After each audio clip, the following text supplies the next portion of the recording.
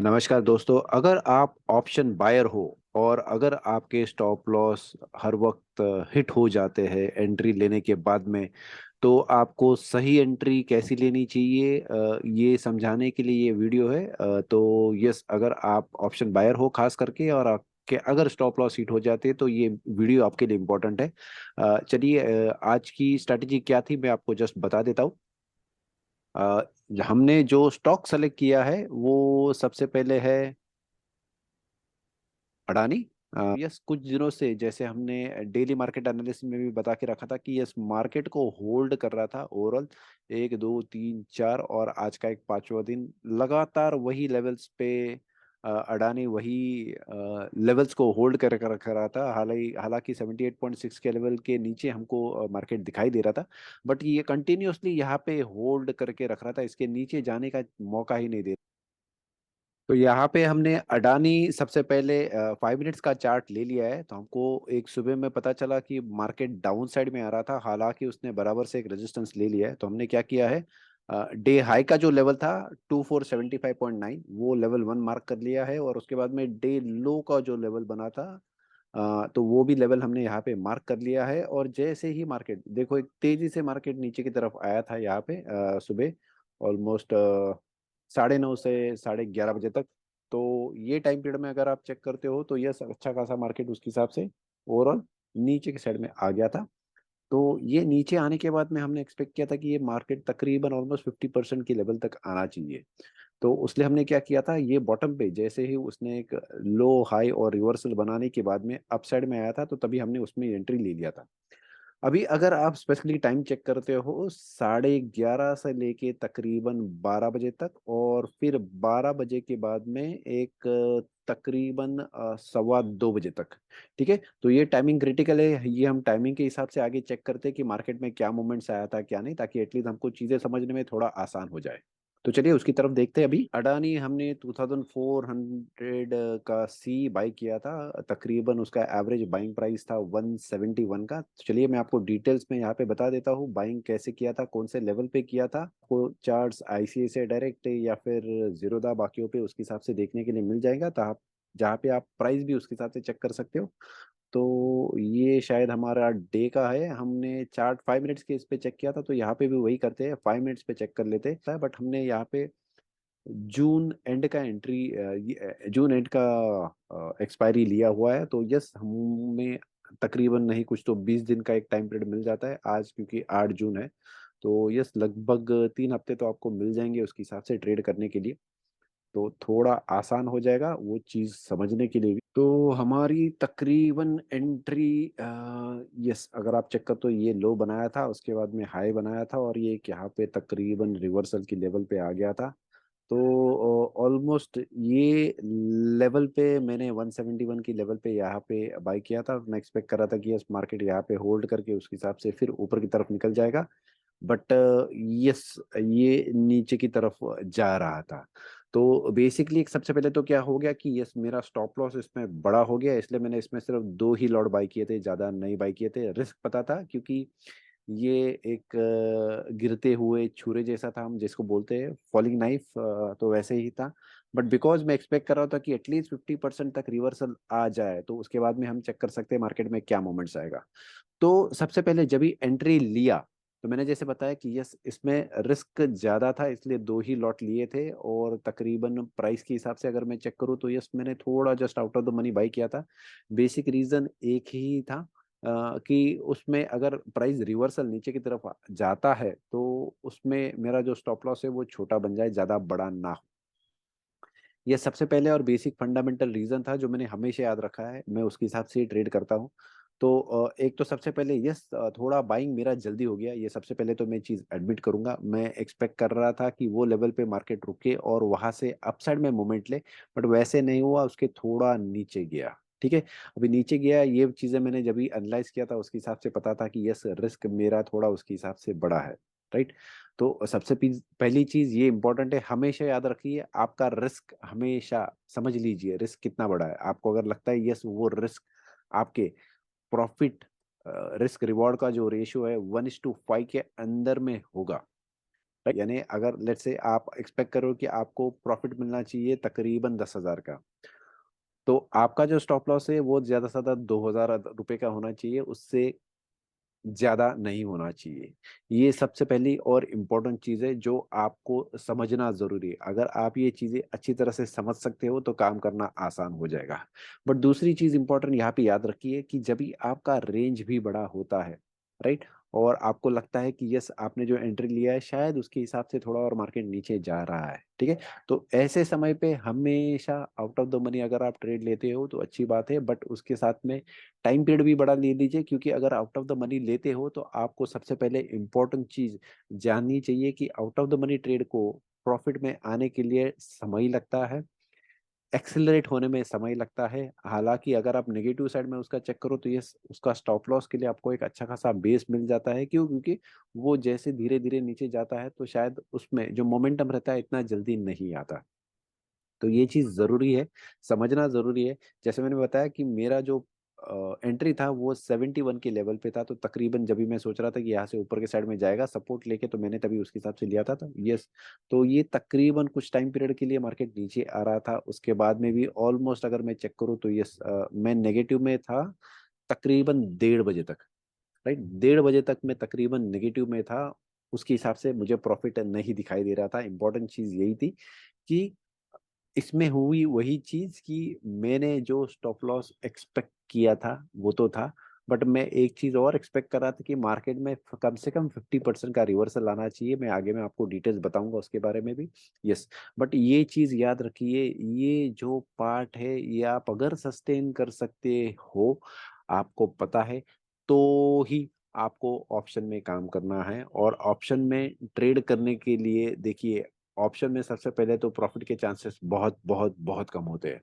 आपका प्रॉफिट का जो चांसेस होता है वो 1:3 का ही होता है, उससे ज्यादा नहीं होता है। 1:3 यानी अगर आप चेक करो तो मार्केट अगर आपकी डायरेक्शन में जाता है तो ही आपको प्रॉफिट होगा, मार्केट रेंज बाउंड होगा या फिर मार्केट आपके अपोजिट डायरेक्शन में होगा तो भी, रेंज बाउंड होगा तो भी आपको लॉसेस होगा थीटा डीके की वजह से।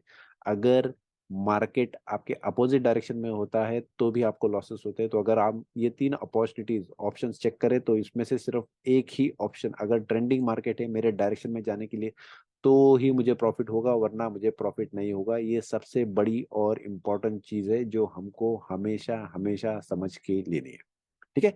तो हमेशा याद रखिए कि यस आपका स्टॉप लॉस इस तरह से होगा। आप अगर रिवर्सल पे आके भले अगर यहाँ पे ट्रेड लेते हो, जो जनरली लेना चाहिए, राइट, तो ही आपको ट्रेड में प्रॉफिट होगा। क्योंकि क्या होगा इसके बाद में, भले ही अगर ऊपर जाता है मार्केट और थोड़ा अगर रिवर्सल आता है तो यस आपकी जो बाइंग लेवल है वहां तक नहीं आएगा, आपकी जो बाइंग लेवल है वहां तक नहीं आएगा। और दूसरी सबसे इंपॉर्टेंट चीज याद रखिए, अगर ये मार्केट नीचे के लेवल तक जा रहा था, ये तकरीबन लेट से 155 की लेवल पे आ गया, अगर 155 की लेवल तक मार्केट नीचे आता है, ये मैं ऑप्शंस की बात कर रहा हूँ, स्ट्राइक प्राइस की नहीं बात कर रहा हूँ, ऑप्शन की बात कर रहा हूँ, अगर वहां तक नीचे आ जाता है तो देखिए अच्छा खासा एक डाउनफॉल नीचे हमको दिखाई दे रहा था। और ये नीचे जाने के बाद में हाई बनाया, उसके बाद में फिर से एक रिवर्सल दिया, तो ये जब भी रिवर्सल आएगा तभी ही आपको बाय करना है। वेट कीजिए आराम से उसके हिसाब से और फिर ही ट्रेड करते जाइए। हालांकि हर समय जरूरी नहीं कि आपको वो ट्रेड उसके हिसाब से ही मिलेगा, बट यस आप अगर आप जानते हो कि यस आपका स्टॉप लॉस बड़ा होने वाला है तो कम लॉट में बाई कीजिए। ये बेहद जरूरी है, आपको समझना चाहिए कि आपको कभी एग्रेसिव जाना है और कभी आपको थोड़ा आराम से ट्रेड करना है, ठीक है। तो जब भी आपको पता है कि यस आपके डायरेक्शन में ट्रेड जा रहा है, जल्दी जा रहा है, तो आप उसके हिसाब से आपकी लॉट साइज बढ़ा सकते हो, राइट, आपका स्टॉप लॉस उसमें छोटा रहेगा। बट अगर आपका स्टॉप लॉस थोड़ा बड़ा होता है तो यस प्लीज आपके जो लॉट साइज है वो उसके हिसाब से कम कर दीजिए, ठीक है। तो जैसे ही मैंने जैसे बताया कि मेरा जो एंट्री था 171 की लेवल पे था, तो तकरीबन मैंने एंट्री लिया था ये पॉइंट पे, तो मैं सोच रहा था कि इसके हिसाब से मार्केट ऊपर जाना था चाहिए, बट यहाँ से नीचे आया। यस, तो नीचे आने के बाद जब उसने एक सपोर्ट ले लिया उसके बाद में ऊपर गया मार्केट, तो बट यस मेरे लिए इंपॉर्टेंट था कि यस ये लेवल वो सस्टेन करके ऊपर में जाए तो ही मुझे फायदा होगा। तो अगर मैं मेरी एंट्री तकरीबन 11:45 पे 11:45 को कंसिडर करूँ तो 11:45 से लेके ऑलमोस्ट 1 30 यानी 1:30 तक मुझे उसके हिसाब से सस्टेन रखना पड़ा मेरा ट्रेड। अभी ये ऐसा नहीं था कि यस मैं गलत था, बट मुझे पता था कि यस मार्केट तकरीबन एक लेवल पे उसके हिसाब से रिवर्सल के लिए आगे तक जाना चाहिए। ये मेरे लिए समझना बहुत जरूरी था। अभी देखिए जैसे मैंने आपको बताया कि यस मेरा जो लेवल था वो 171 पे मैंने उसके हिसाब से एंट्री लिया था के लिए ऑप्शन बायर के लिए उसके डायरेक्शन में ट्रेड जाना बहुत बहुत बहुत जरूरी है, वरना उसको लॉस ही बियर करना पड़ेगा अगर मार्केट रेंज बाउंड रहेगा या फिर उसके अपोजिट डायरेक्शन में जाते रहेगा।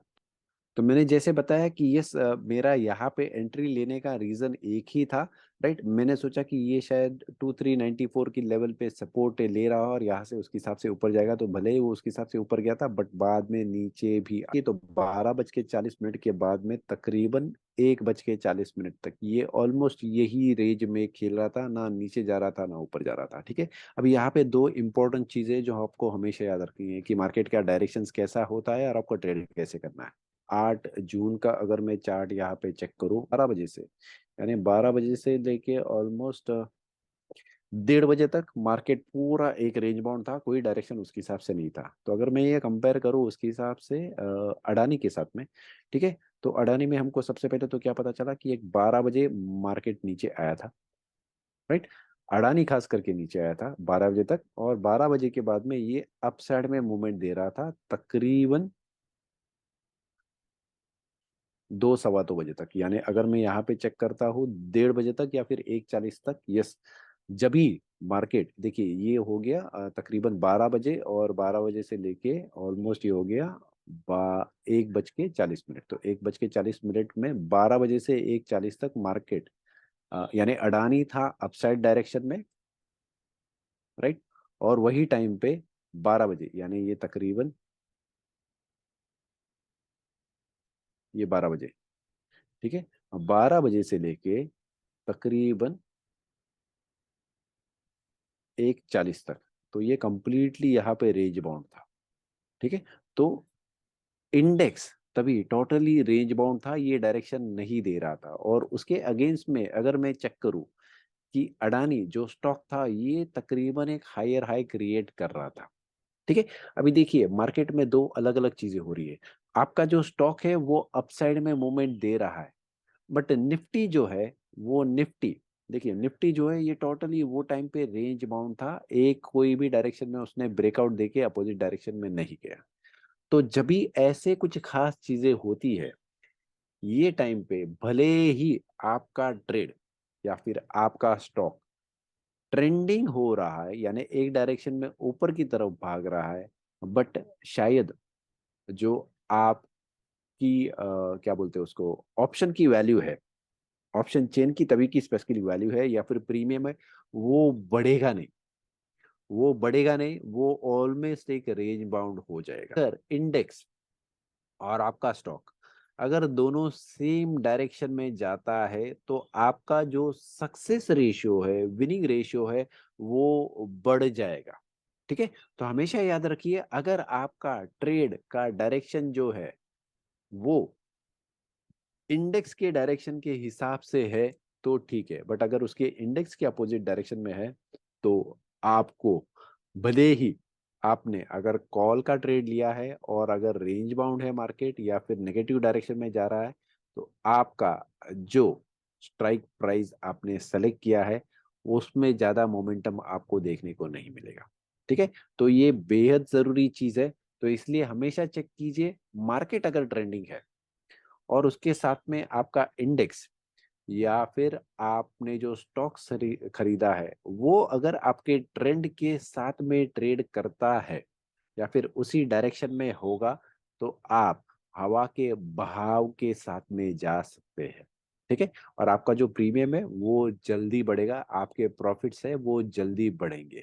अगर आपको ये चीज पता है तो आपको ट्रेड करना आसान हो जाएगा। वरना अगर आपको पता है कि इंडेक्स रेंज बाउंड है और आपने जो स्टॉक सेलेक्ट किया है वो ट्रेंडिंग है, तो भी आपको नुकसान होने वाला है। ये जस्ट हमने उसके हिसाब से ओवरऑल चेक किया तो हमको वही चीजें यहाँ पे भी चेक करने को मिली कि यस अगर आपका स्टॉक उसके हिसाब से ट्रेंडिंग नहीं होता है, भले ही या फिर आपका जो स्टॉक आपने लिया है, सेलेक्ट किया है, वो अगर ट्रेंडिंग है, बट अगर इंडेक्स उसके हिसाब से ट्रेंडिंग नहीं है, तो फिर आपको उसमें ज़्यादा प्रॉफिट्स नहीं हो सकते हैं, ये समझ लीजिए। तो अगर आपने स्टॉक सेलेक्ट किया है और आपको लगता है कि मार्केट आपके अपोजिट डायरेक्शन में जा रहा है, तो आपको याद रखिए कि आपका जो ट्रेड है, भले ही आपको लग रहा है कि प्रॉफिट में है, बट उसमें जितना आपको प्रॉफिट होना चाहिए, भले ही आपका ट्रेंडिंग है और मार्केट रेंज बाउंड है, तो आपको उसमें ज़्यादा प्रॉफिट्स नहीं होगा। तो देखिए, अगर मैं यहाँ पे चेक करता हूँ, मेरा जो इंडेक्स है वो ऑलमोस्ट 187 तक आया था, यानी यहाँ पे जो मुझे प्रॉफिट दिखाई दे रहा है 4500 का, तो ये ऑलमोस्ट डबल हो गया था। ठीक है, तो ये समवेयर अराउंड 7000 प्लस हो गया था, राइट। बट बिकॉज मार्केट फिर बाद में थोड़ा नीचे की तरफ आ गया, तो yes, index of course Adani भी उसके हिसाब से नीचे आ गया। बट इसमें इम्पोर्टेंट चीज है कि आपको अगर एग्जिट करना है, तो आप एग्जिट भी उसकी तरह से सही तरह से कीजिए, सही तरीके से कीजिए, राइट। और दूसरा, अगर यस आपको बनता है कि ब्रेकआउट मिल गया, तो यस आपका एक स्टॉप लॉस ट्रेल करके भी रखिए। ऑप्शन बायर के लिए ये बेहद ज़रूरी है। हालाँकि मैं यहाँ पे एक्सपेक्ट कर रहा था कि एक रिवर्सल आना चाहिए 50% तक, और उसके हिसाब से ऊपर जाना चाहिए, जो उसके हिसाब से हुआ। इसलिए मैंने ये स्टॉक में मेरी पोजीशन बनाई रखी, ठीक है? तो हमेशा याद रखिए, अगर आप कोई स्टॉक खरीदते हो, वो अगर एक ट्रेंड में, लेट्स से अप ट्रेंड में है, और अगर इंडेक्स भी अप ट्रेंड में है, तो आप हवा के बहाव के साथ में जाओगे और आपको जो प्रॉफिट है वो अच्छा प्रॉफिट होगा। बट अगर आपने जो स्टॉक लिया है वो अप ट्रेंड में है, और उसके अगेंस्ट में अगर इंडेक्स रेंज बाउंड है या फिर नेगेटिव है, तो हमेशा याद रखिए कि आपके जो प्रॉफिट के चांसेस है वो कम हो जाते हैं। ठीक है, तो इसलिए ये चीज ऑप्शन बायर को समझना बेहद जरूरी है। आप उसमें कैसे काम करते हो, ये हमेशा समझ लीजिए, ताकि एटलीस्ट आपको काम करने में थोड़ा आसानी हो जाए। ठीक है, तो ये चीज प्लीज थोड़ा याद रखिए और उसके हिसाब से ट्रेड कीजिए, शायद आपको ट्रेड करने में इसमें थोड़ा हेल्प हो जाए। और आपका अगर कुछ डाउट लगता है, तो प्लीज़ मेरे साथ में आप कांटेक्ट कर सकते हो, हमारी टीम को आप उसके हिसाब से कांटेक्ट करते हो, हम आपको ज़रूर उसके हिसाब से ट्रेडिंग में भी हेल्प करेंगे। Thank you so much, bye, take care.